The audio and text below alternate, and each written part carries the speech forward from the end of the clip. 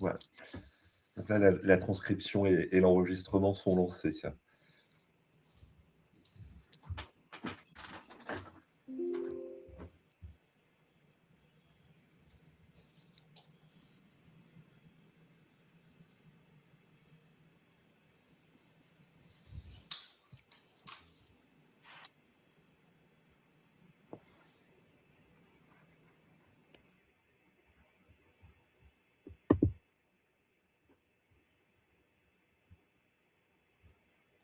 Les premières personnes sont en train de se connecter. On va patienter quelques minutes avant de lancer l'événement.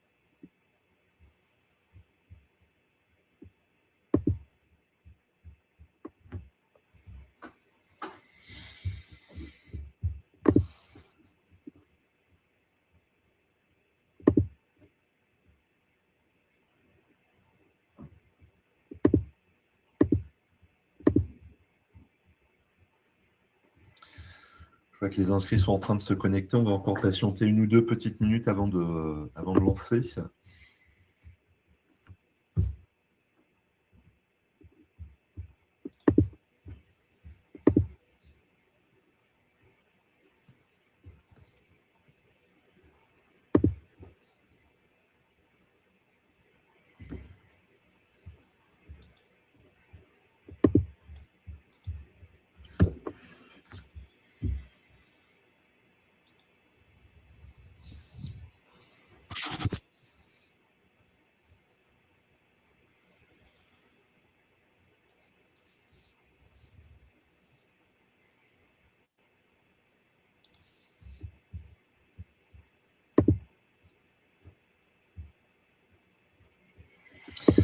Je vous propose de commencer. La grande majorité des gens inscrits se sont connectés.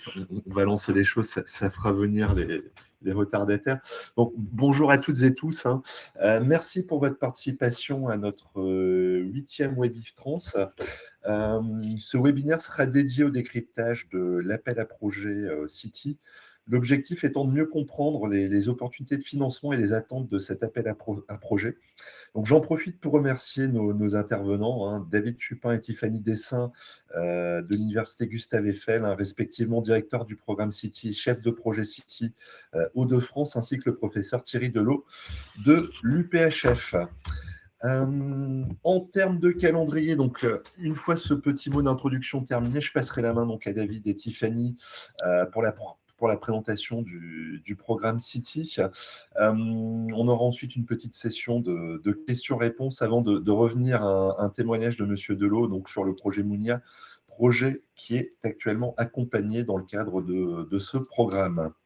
Donc pour information, vous pourrez poser vos questions dans le chat. Le webinaire est également enregistré. Alors, juste un petit mot pour ceux qui ne le connaîtraient pas sur le pôle de compétitivité e-trans. Donc, un pôle de compétitivité rassemble sur un territoire et sur une thématique des entreprises, petites et grandes, mais également des académiques, universités, laboratoires, écoles, au service de l'innovation. En l'occurrence, Citran, c'est le pôle des mobilités décarbonées et connectées. C'est un pôle national, mais avec un ancrage régionalisé Hauts-de-France très marqué. Donc, le pôle réunit 200 membres à ce jour. Et Et donc, comme je le disais, hein, la thématique est donc celle des mobilités décarbonées connectées. Donc, on adresse des sujets tels que l'aéronautique, l'automobile, le ferroviaire ou plus largement le transport guidé, ainsi que l'industrie du futur, qui est une filière un peu plus transversale. En termes d'offres de services, hein, notre mission, je le disais tout à l'heure, est de servir l'innovation sur notre thématique de la mobilité. Donc, c'est d'animer, entre autres, notre communauté hein, afin de structurer une réflexion collective, de stimuler les mises en réseau et les synergies de nos adhérents afin de détecter et de faire émerger des projets collaboratifs. À noter sur l'année 2025, par exemple, plus de 20 événements organisés. Les projets en question, donc plus de 200 projets accompagnés hein, depuis 2021. Donc les projets, nous les accompagnons. Donc en termes d'accompagnement, hein, on va aider au montage de projets avec des conseils, des recommandations, des recherches de compétences, des recherches de partenaires, de terrains d'expérimentation, de moyens d'essai, des recherches de financement également, hein, comme l'illustre le webinaire de ce jour, jusqu'à la labellisation. Donc la labellisation, hein, en deux mots, hein, c'est un gage d'excellence que nous remettons à nos porteurs de projets après les avoir challengés, les avoir fait passer devant un jury composé d'experts industriels et académiques.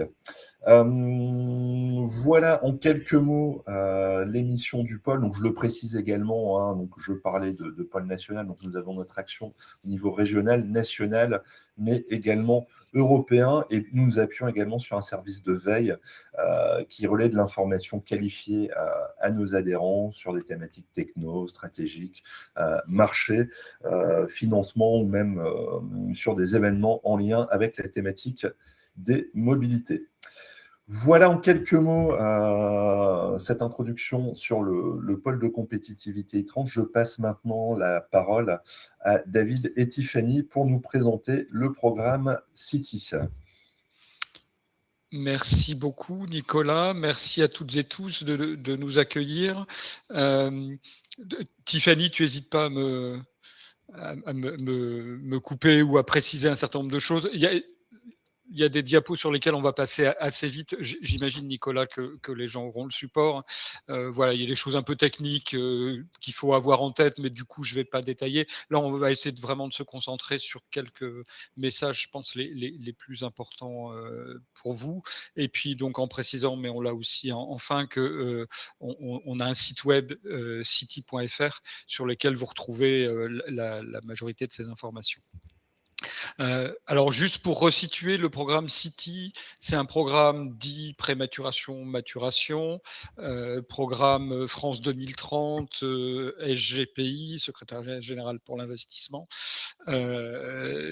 opéré par l'ANR, et qui vise en fait à accélérer le passage de la recherche publique aux applications, au service de la compétitivité des entreprises et de la création d'activités. Donc, on a deux niveaux d'intervention, un niveau dit pré-maturation, qui est en gros, pour schématiser, on va faire la preuve de concept en laboratoire. Et puis, donc TRL3. Et puis, sur la maturation, là, on va pousser jusqu'à plutôt le TRL7. Donc là, en gros, c'est un prototype opérationnel en environnement ouvert. Alors aujourd'hui, City, c'est un consortium de 21 partenaires. Donc vous avez ici les 15 partenaires académiques, donc dans le premier rang, qui comprennent notamment, pour ce qui est des Hauts-de-France, l'Université Polytechnique des Hauts-de-France et puis l'Université Gustave Eiffel.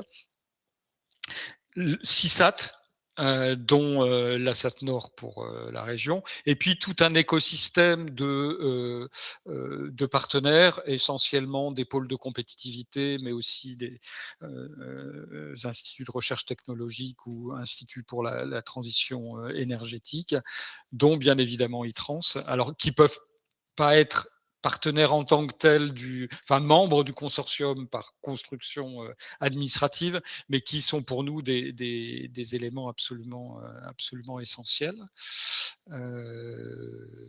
Alors, pour préciser effectivement, et peut-être là, Tiffany, je te laisse la main, préciser que au-delà du périmètre des établissements qu'on mentionnait là, on a une possibilité d'ouverture à d'autres membres. Et là, Tiffany, je te laisse peut-être les détailler. Exactement. Donc, à partir de maintenant, pour la prématuration comme la maturation, les actionnaires de la SAT-Nord sont éligibles également au programme. Donc, on peut compter la centrale de Lille, l'université Artois, l'université Côte d'Opale, l'université de Picardie Jules Verne, l'université de Lille et l'université de Reims-Champagne-Ardenne. Donc, s'il y a des projets éligibles donc, dans les thématiques de City, donc on y reviendra dans les slides suivantes, à savoir mobilité décarbonée et ville durable, ces universités sont donc éligibles au programme City. Merci Tiffany.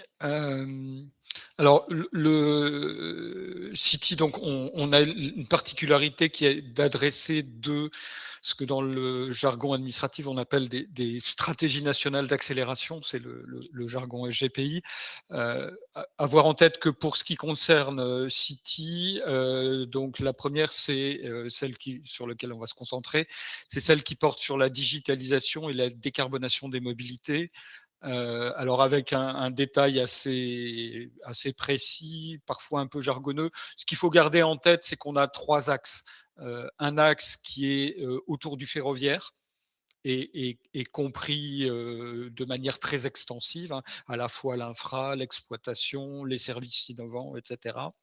Un deuxième axe autour on va dire, du volet transport de la logistique, avec un accent à mettre notamment sur la question des interfaces multimodales. Et puis un troisième axe sur les nouvelles offres de transport par automatisation et décarbonation, avec une exception extrêmement large, puisque les questions d'infrastructures de transport et notamment de maintenance ou de réduction de l'impact carbone de ces infrastructures, on arrive à les faire rentrer dans cet axe-là. Et on regardera un petit peu après ce qu'il y a derrière. Donc retenir que voilà, on est au cœur des préoccupations d'ITRANS sur cette stratégie. On a une deuxième stratégie que je vous ai mis pour mémoire, parce que c'est vraiment pas le cœur d'activité d'ITRANS, qui porte sur la ville durable et les bâtiments innovants. Et là, je ne vais pas le détailler, je vous laisserai y regarder si ça vous intéresse. Point intéressant, donc je le disais, City, c'est un programme qui vise à accélérer le transfert de la recherche publique vers l'activité par la création d'entreprises ou le transfert vers les entreprises, oui, pardon, avec l'idée que sur la première tranche, le SGPI nous avait challengé en disant faites en sorte que 30% de votre projet de maturation se fasse en commun avec des entreprises. Et puis, si ça marche bien, sur la deuxième tranche, on vous demandera de monter à 50%. Dans les faits, dès la première tranche, on voit qu'on est très très au-dessus, hein, on est au-delà de 80%. C'est toute stratégie confondue, hein, j'ai pas fait enfin si d'ailleurs vous avez le détail, mais voilà, toute stratégie confondue, on est largement au-dessus des objectifs. Et chose qu'on n'avait pas du tout envisagé au départ, c'est aussi le cas en prématuration. Ça veut dire que, et pour nous, il y a un enjeu fort qui est que plus tôt on travaille avec les entreprises, plus on a de chances de raccourcir le time to market ou la mise sur le marché des solutions. À date, avoir en tête qu'on a appuyé la création de 4 startups, très majoritairement dans le domaine des transports, hein, de mémoire, il y en a 3 sur les 4 qui sont sur la stratégie mobilité. Je vais passer rapidement. Là, juste dire, donc City, c'est un programme Deep Tech. Donc voilà, lever des verrous techno, c'est le cœur du sujet. Ceci étant, ce qu'on dit, nous, c'est que sur nos sujets de mobilité, de ville, etc., il y a 2 éléments qui sont absolument essentiels, qu'il faut garder en tête. Ce sont les innovations d'usage. Il n'y a pas de sens à pousser de la techno pure si on n'est pas capable de prendre en compte l'acceptabilité par les citoyens. Et puis le deuxième élément, évidemment, c'est qu'on est sur des secteurs où le poids de la puissance publique, au moins en France, est très important. Et donc on a aussi vocation à développer des innovations qui viennent appuyer l'aide à la décision publique, on va dire ça comme ça. Alors, encore une fois, ce n'est pas le cœur de notre activité, hein, le cœur, il est vraiment deep tech, mais on se permet, parce que ça se passe bien avec le SGPI, on peut se permettre de faire passer quelques projets sortant un petit peu du cadre. Ce qu'on veut dire ensuite, c'est que City, c'est pas juste un guichet. On ne veut pas être juste une ANRB, enfin, toute proportion gardée et sans jeter la pierre à qui que ce soit, mais on va être beaucoup plus qu'un guichet de financement. On veut vraiment accompagner les projets. Et c'est notamment le sens de la présence de Tiffany en Hauts-de-France, qui est vraiment d'être au plus près des équipes pour à la fois s'assurer qu'on est sur le bon guichet, aider au montage de projets et à faire en sorte que les propositions soient le plus en phase possible avec nos préoccupations. Et puis après, évidemment, accompagner les projets dans leur développement jusqu'à, quand on parle de prématuration, jusqu'à préparer évidemment l'entrée en maturation. Et puis pour le reste, oui, orienter aussi vers d'autres guichets. Il nous est même arrivé d'avoir des projets qui n'étaient clairement pas dans le scope City, mais en travaillant avec nos partenaires du SGPI, on arrive aussi à identifier les bons guichets. Et puis derrière, il y a évidemment de la com, de la visibilité, et préciser aussi que on n'a pas de revendication au titre de City sur la propriété intellectuelle ou industrielle de ce qui est proposé. Tout reste chez les porteurs. Nous, on se contente de financer et puis d'accompagner les projets. Vous avez un processus le détail de nos processus. Je ne vais pas rentrer dedans, mais dire en gros, sur la prématuration, on a des comités de sélection locaux. Donc là, en l'espèce, on en a dans les Hauts-de-France. On en a 5 en tout sur l'ensemble du territoire national. Et puis en maturation, le processus de sélection se fait par le comité d'investissement de la SAT locale. Donc là, en l'espèce de la SAT Nord. Et puis après, on a des interactions SGPI, on gère le comité de pilotage, puis le comité exécutif City, qui est l'instance décisionnaire. Mais fondamentalement, on essaie d'avoir beaucoup de souplesse. On a 3 comités exécutifs par an, donc 3 appels par an et 3 slots de financement. Le premier pour l'année 2026 a lieu justement la semaine prochaine.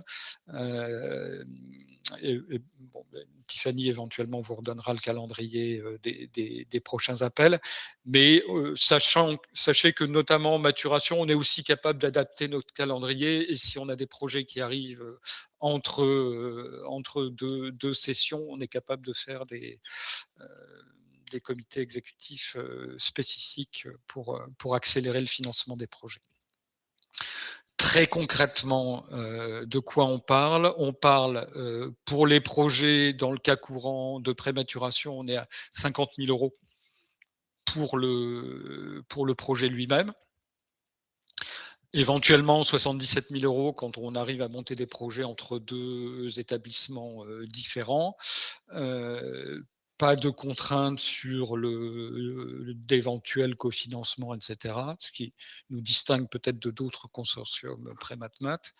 Sur la maturation, c'est donc forfaitaire en pré-mat. En maturation, c'est des financements variables pouvant aller jusqu'à 250 000 € pour ce qui concerne City, mais par ailleurs, les SAT peuvent évidemment investir en fonds propres sur les projets. Ce qui nous est arrivé, typiquement à Lyon, on travaille à 1 pour 1 Eurocity, la SAT Pulsalis met 1 euro supplémentaire. Mais on est aussi monté beaucoup plus haut avec la SAT de Paris-Saclay. On a un projet à 700 000 euros sur lequel la SAT a mis plus de 400 000 euros en fonds propres. Voilà, les dépenses éligibles, elles sont assez classiques dans ce genre de projet, hein, donc du personnel technique qui est recruté spécifiquement pour le projet, en gros des CDD sur des compétences qu'on n'a pas chez les partenaires habituellement, de la sous-traitance éventuellement, ça peut être du prototypage, ça peut être des études de marché, de la brevetabilité, etc., et puis classiquement du fonctionnement et de l'équipement. Et puis pour la maturation, on va y ajouter des coûts qui sont plus spécifiquement liés à la propriété intellectuelle, là pour le coup, les coûts de dépôt de brevets, dépôt APP, etc. Alors très concrètement, pour ce qui nous concerne, donc City aujourd'hui, donc c'est avant la session de la semaine prochaine, on a 126 projets financés à date. Donc là, on devrait, j'ai plus le compte exactement en tête, mais on va approcher les 150 projets financés depuis le début de City, depuis 2023. Pour ce qui concerne donc la mobilité, c'est un peu moins de la moitié, d'où l'idée qu'on mette vraiment l'accent sur la mobilité. Vous avez là le détail suivant les thématiques. On voit que donc la thématique nouveau service est entre guillemets la mieux dotée, mais c'est aussi la plus large et la plus intégrée. Très clairement, on n'est pas à niveau sur le volet logistique. Donc là, tous les projets traitant de logistique seront extrêmement bien vus de notre côté. Et puis sur le ferroviaire, là aussi, alors qui concerne particulièrement votre écosystème, sur le ferroviaire aussi, il y a largement de la marge. Je vous ai mis en petit le nombre de projets. Alors pourquoi j'ai mis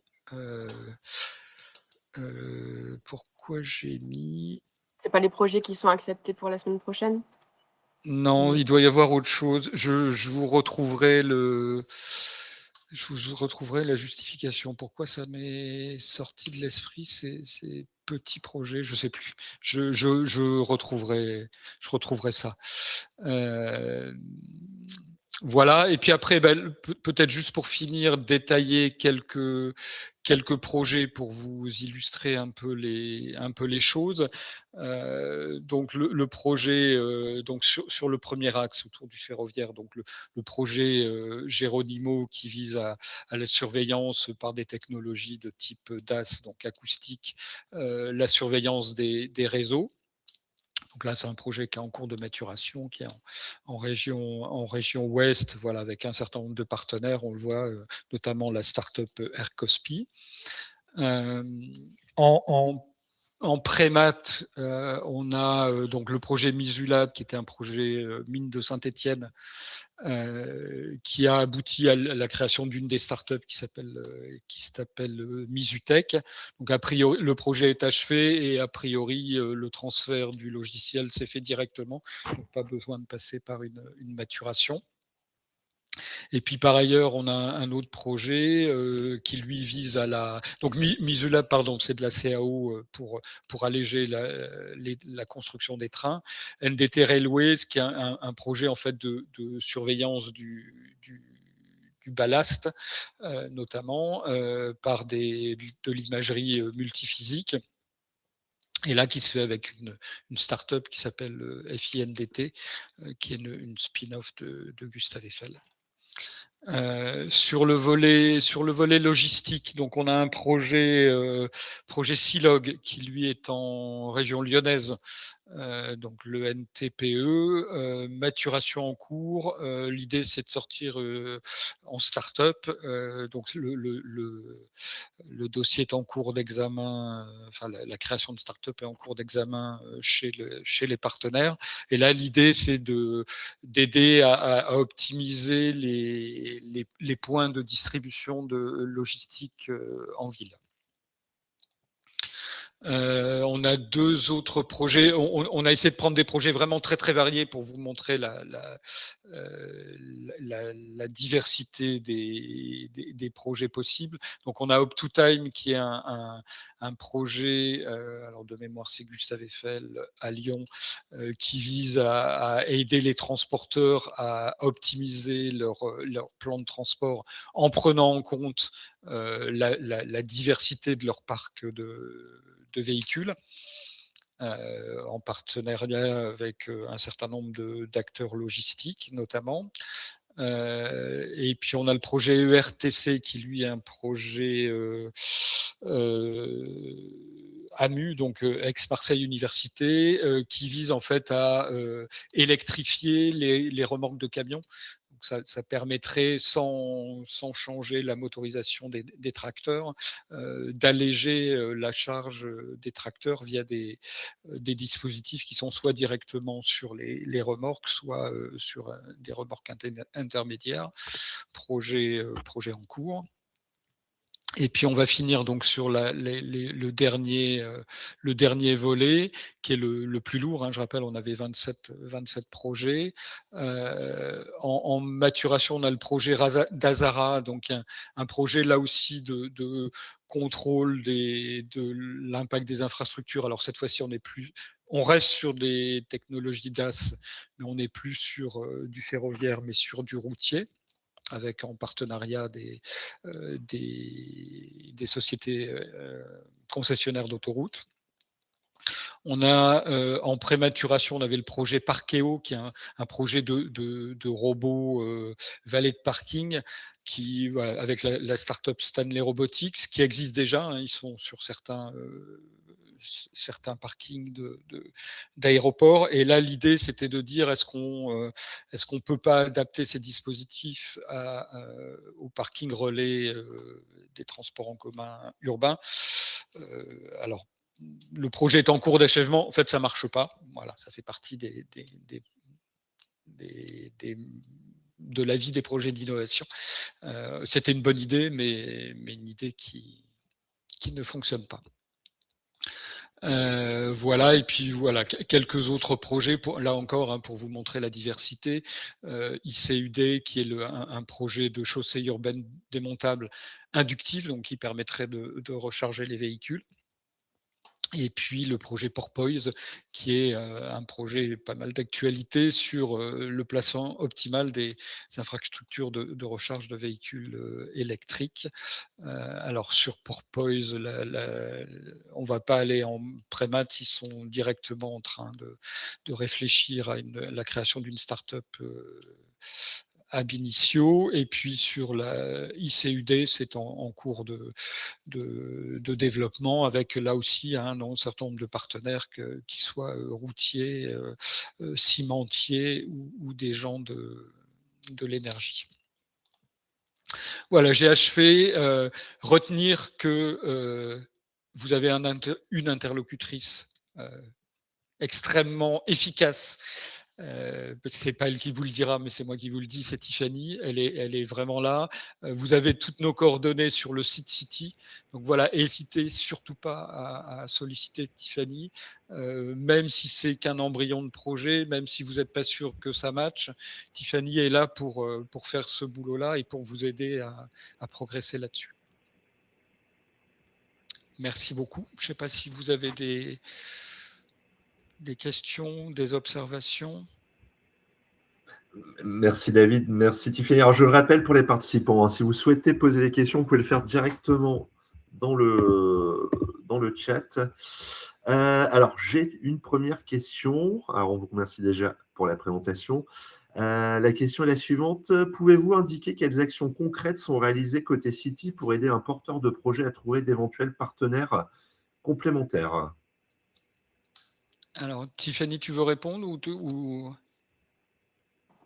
Je te laisse, je t'en prie. D'accord. Le premier élément, effectivement, c'est de bien définir le projet et de nous dire, enfin, dans la définition du projet, d'identifier les éventuels manques.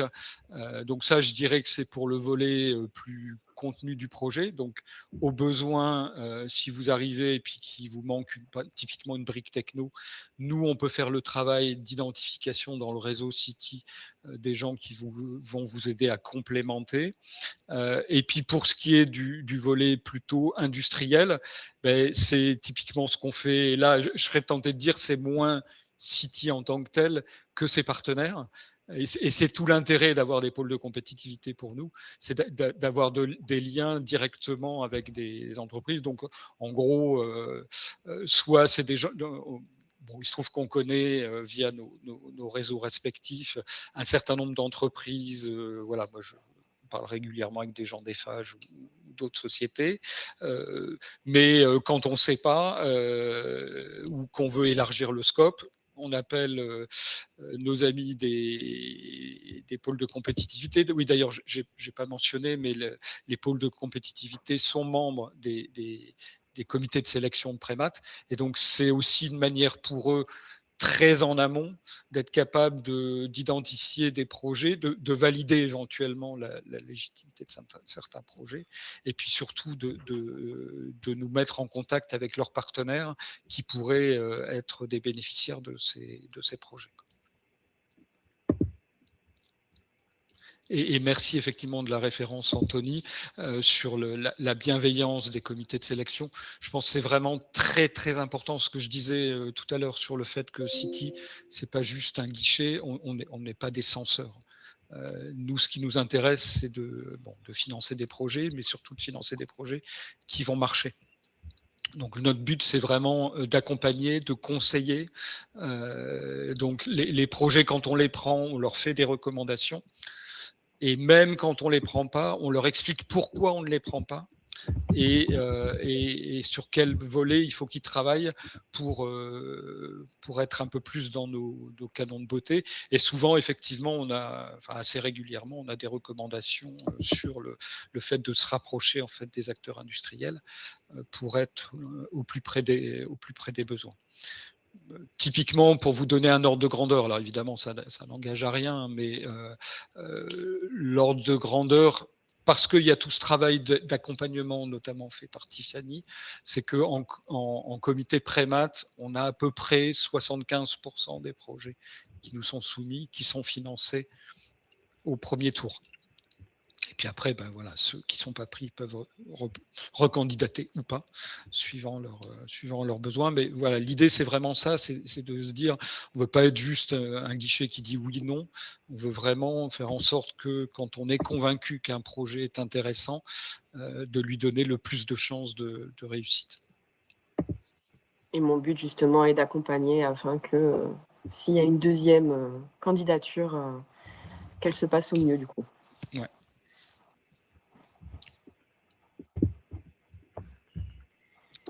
Est-ce qu'il y a d'autres questions ou d'autres Alors, pas dans le chat, mais j'ai eu des questions en amont, donc je vais profiter pour les remonter aujourd'hui. Première question, enfin plutôt seconde question de fait. Voilà, si aujourd'hui mon établissement n'est pas membre du consortium et n'est pas éligible au dispositif City, est-ce qu'il y a des biais pour en bénéficier? Oui. Alors, on ne le dit pas trop. Enfin, voilà, pour être précis, on a une ambivalence qui est de rester dans le consortium. Et en même temps, quand on discute avec nos teneurs d'ordre SGPI, ils nous disent ne laissez pas passer un bon projet. Et ça vraiment, c'est ce qu'il faut avoir en tête. C'est un bon projet au sens, un projet qui est au service de nos stratégies. Il faut qu'on arrive à le prendre. Donc, on construit des manières de faire. On a la possibilité de faire des portages par des SAT. Je pense notamment, voilà, pour parler très très concrètement, on discute avec un IMT, donc l'Institut Mines Télécom, qui ne sont pas éligibles, mais qui pourraient, via le mandat qui donnerait à une SAT, présenter un projet financé par City. Ça c'est une possibilité. L'autre possibilité, ça va être de trouver un autre partenaire académique qui lui est éligible et qui permet de faire une manière de portage. Et donc voilà, on construit les projets, on adapte un petit peu les projets et ça marche. On l'a pas fait souvent, mais on l'a fait très clairement parce que voilà, encore une fois, nous notre objectif, au-delà des contraintes administratives, notre objectif c'est vraiment d'avoir des projets qui ont de l'impact sur nos stratégies et donc on fera tout ce qu'on pourra. Il n'est pas exclu qu'on n'y arrive pas, hein, mais on fait vraiment tout ce qu'on peut pour y arriver. Donc, encore une fois, que les gens n'hésitent pas à contacter Tiffany et puis on inventera le chemin ensemble. Parfait. Et alors peut-être juste une dernière question, hein, de la même manière, qui m'avait été posée en amont et l'entité ne pouvait pas être présente ce jour. Est-ce que le dispositif peut s'ouvrir des collaborations transfrontalières avec des entreprises, par exemple, je pense notamment à la Belgique? Alors, c'est pas exclu. Ça se discute. En fait, voilà, très clairement, c'est du France 2030.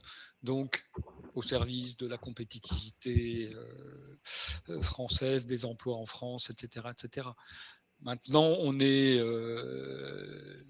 et je reviens aussi sur les espèces de contradictions ou en tout cas des injonctions contradictoires qu'on peut avoir, qui sont celles de l'impact.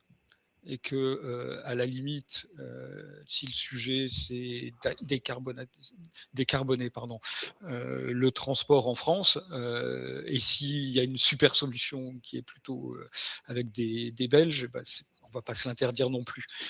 Donc là aussi, il faut construire le chemin, construire l'argumentaire qui va justifier que ce soit avec ce partenaire-là et pas avec un autre.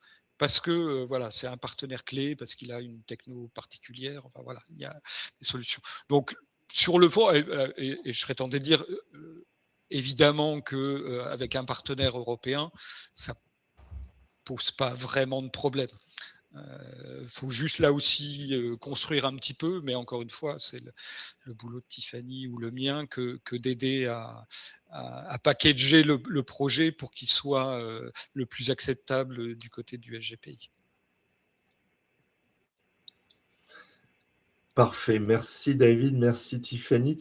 Je pense qu'on va pouvoir passer à la présentation de Monsieur Delot. Monsieur Delot, encore merci à vous. Je vous donne la parole, je vous donne la main. Enfin. Merci beaucoup Nicolas, bonjour à toutes et à tous et puis merci pour l'invitation à venir partager le fruit de ces travaux qui n'auraient clairement pas existé sans l'aide en prématuration et maturation dont on a profité. Donc je suis Thierry Delot, je suis chercheur au LAMI qui est un laboratoire CNRS localisé à Valenciennes d'environ 300 membres qui est spécialisé dans la recherche sur les transports et la mobilité et qui est un laboratoire de l'Université Polytechnique Hauts-de-France. Alors le contexte du travail, tout le monde le connaît très bien. À la base, on a travaillé sur le stationnement, avec un impact forcément sur le conducteur en termes de temps perdu, de stress accru quand on se met à chercher cette place, voire de risque d'accident, puisque notre attention n'est plus complètement focalisée sur cette activité de conduite, et des problématiques qui vont bien sûr au-delà de l'impact pour le conducteur, avec de moins en moins de places disponibles, des souhaits au niveau des villes de supprimer des places, notamment en voirie, pour soit développer des zones piétonnes, soit favoriser le stationnement dans les parkings en ouvrage, un sujet qui génère énormément d'insatisfaction de la part d'à peu près tout le monde, les résidents, les commerçants qui trouvent que leurs clients n'accèdent pas suffisamment facilement à leurs offres, ce qu'on appelle les pendulaires, les gens qui viennent travailler dans la ville, et puis même si je le cite en dernière position, en dernier élément, l'impact environnemental qui est extrêmement important, puisque ces véhicules qui tournent à la recherche d'une place de stationnement sont bien sûr génèrent des quantités de CO2 dont on se passerait volontiers.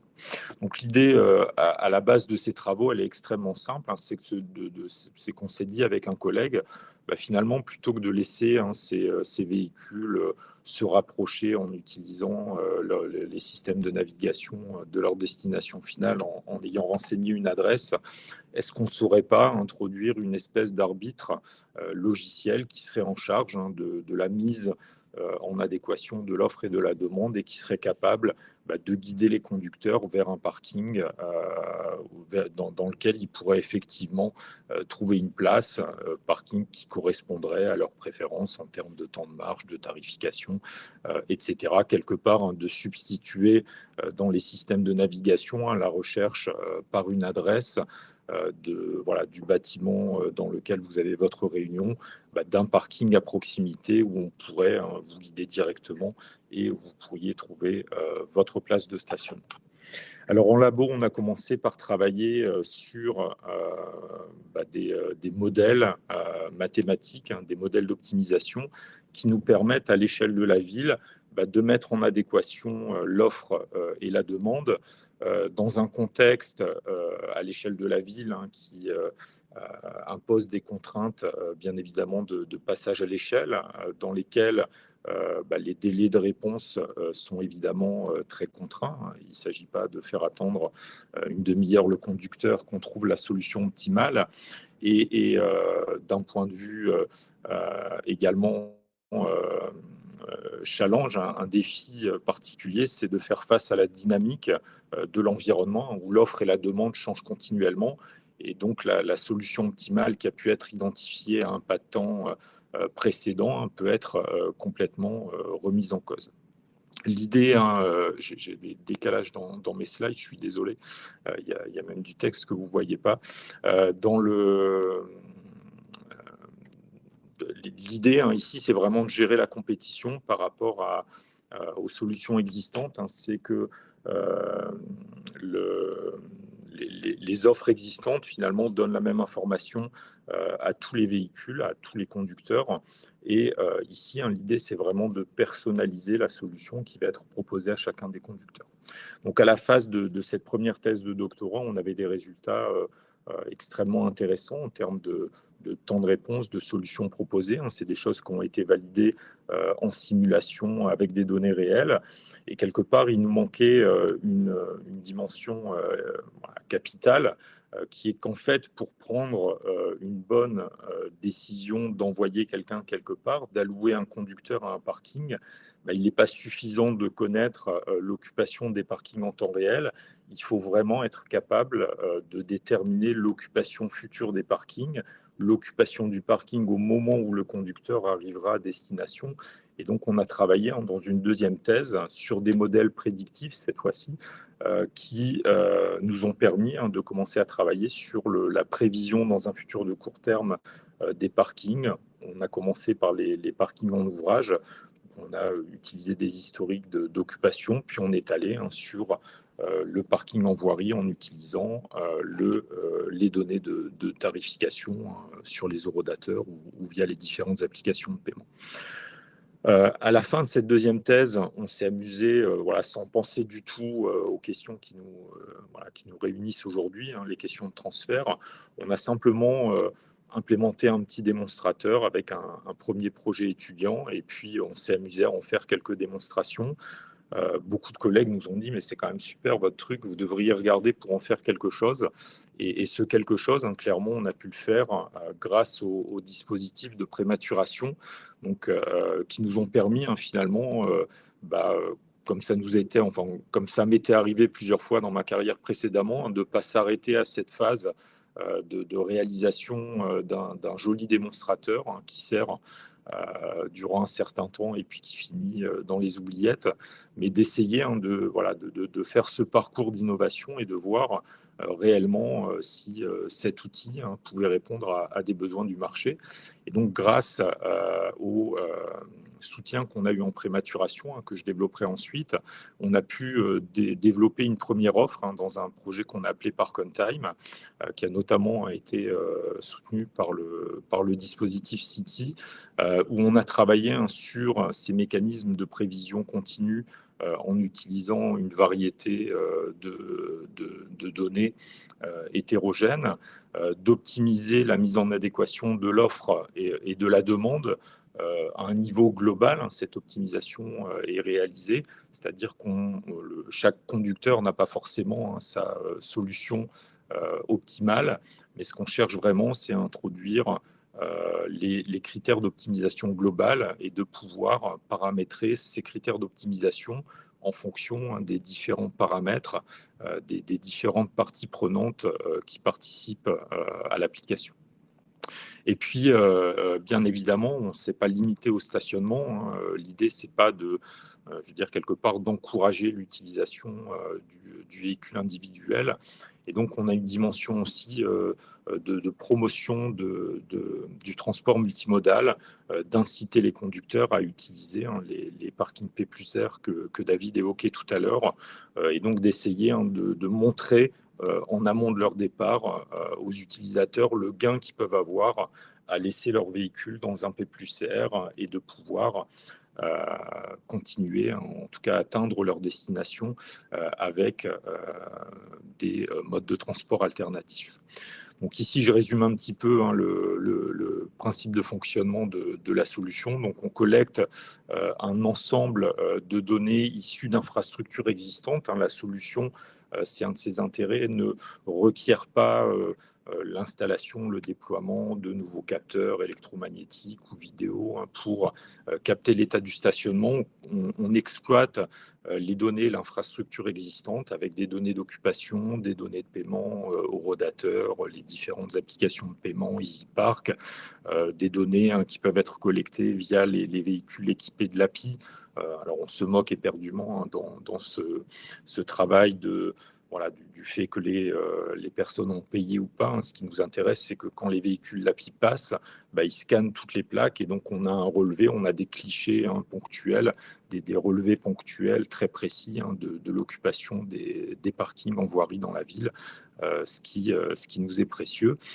Donc ces données sont utilisées par ce que j'appelle ici notre moteur d'intelligence artificielle qui nous sert à calculer les prévisions et qui alimente notre moteur de recommandation qui est paramétré non seulement avec les préférences des utilisateurs, mais également les préférences des différents clients ou des différentes collectivités qui souhaitent développer la solution. Et donc, en sortie, via nos différentes API, on est capable d'exporter donc les prédictions d'occupation des parkings, de faire de la recommandation d'itinéraires selon différents critères, itinéraires qui peuvent également être des itinéraires multimodaux.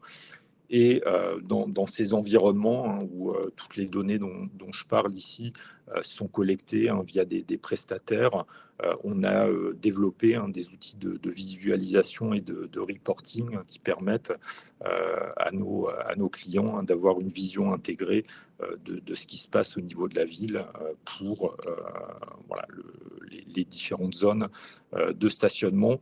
Et puis, tout doucement, on s'est rendu compte que finalement, ce qu'on faisait, c'était de la gestion de flotte. Et donc, on est allé attaquer d'autres domaines également que le stationnement dans cette préoccupation de mettre en adéquation l'offre et la demande en temps réel avec une dimension prédictive. Alors, là encore, j'ai quelques décalages, mais ça reste visible. Donc ici, je vous résume un petit peu notre parcours.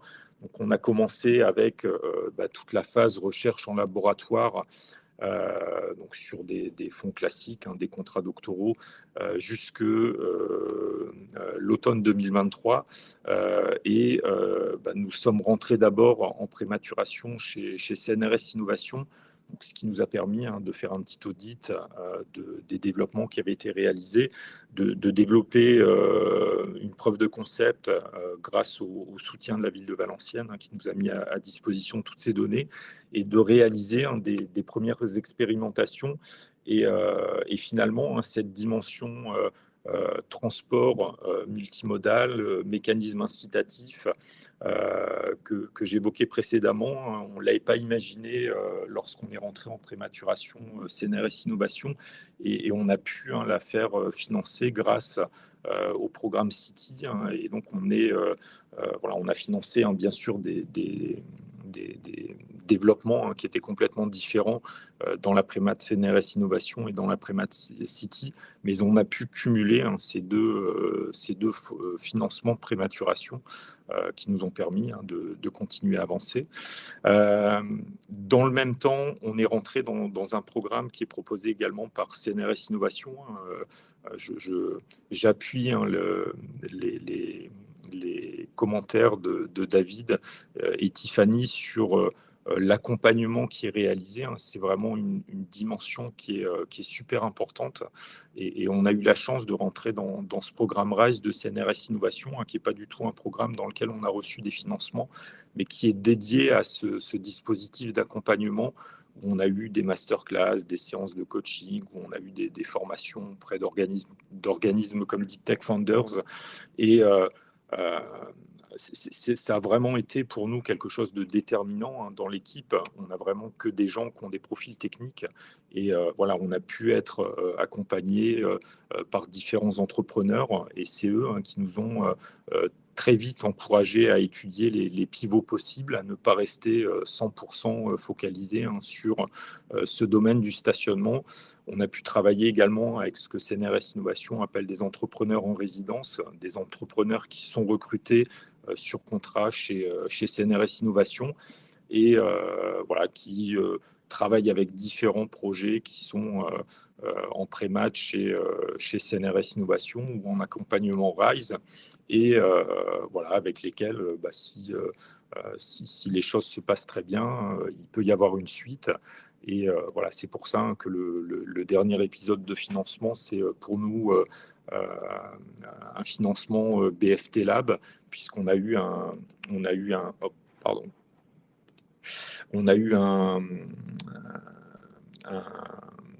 on a rencontré un entrepreneur en résidence dans le cadre de ce programme RISE, avec lequel ça s'est très bien passé. On cherchait un CEO pour créer la start-up. Et c'est grâce à ce financement BFT Lab qu'on a pu, à la fin de son contrat chez CNRS Innovation, sécuriser son financement, et également avoir un volet formation pour sa montée en compétences sur certains aspects. Donc ça, c'est pour la dimension accompagnement. Et puis, les choses sont plutôt bien faites sur ces dispositifs de prématuration, maturation.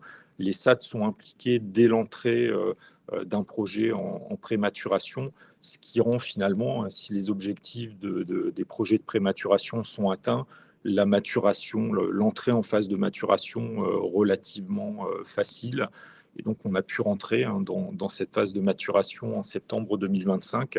Donc, ce qui nous a permis vraiment d'étendre le projet à la mobilité urbaine, à la gestion de flotte également, de sécuriser nos ressources humaines, qui est une dimension particulièrement importante, et puis de faire une étude de marché plus poussée qu'on a externalisée pour pouvoir déterminer les priorités. Et puis avec, en plus pour nous, de très bonnes nouvelles à l'issue de cette étude de marché. Donc on est sur des bases de création de start-up ici à l'automne. Et donc on envisage les financements suivants avec des acteurs importants, bien sûr BPI, avec un concours iLab sur lequel on aimerait bien se projeter aussi.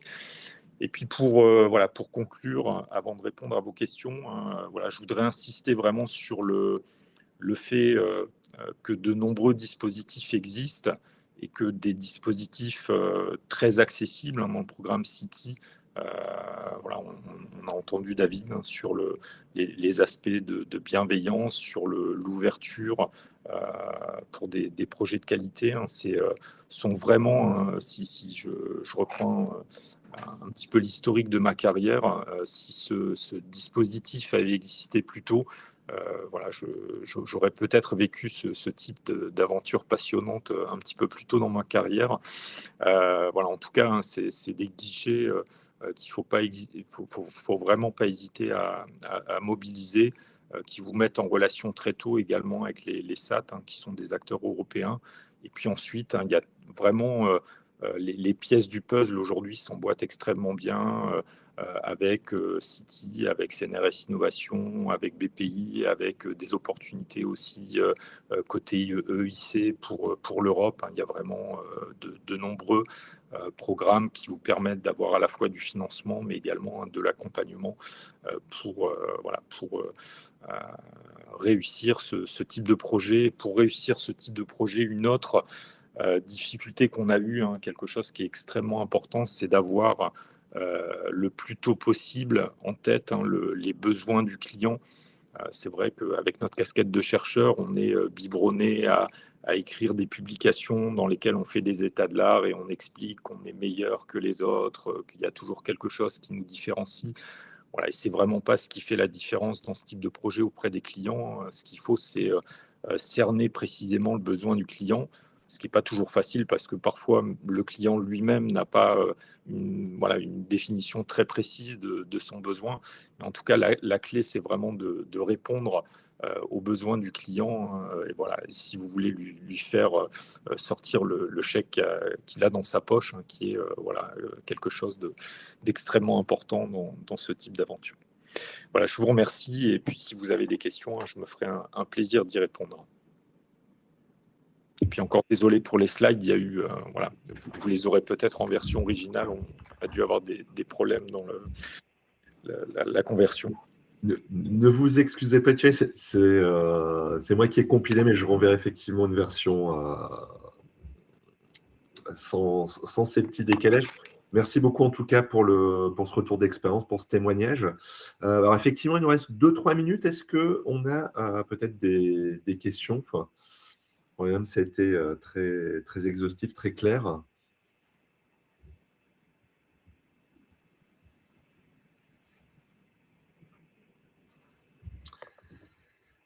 Pas de manifestation pour l'instant.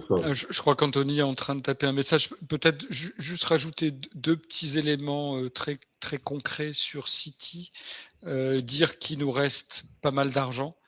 Donc voilà, autour de 4 millions d'euros sur chacune des deux versions prématuration et maturation. Donc voilà. N'hésitez pas. Et par contre, il faut le faire avant fin 2029, puisque nous, on peut engager de nouveaux projets jusqu'à décembre 2029. Donc voilà, il nous reste du temps, il nous reste de l'argent, mais les premiers arrivés sont les premiers servis. Donc je renouvelle mon appel à vous rapprocher de Tiffany dès que vous avez une idée. Effectivement.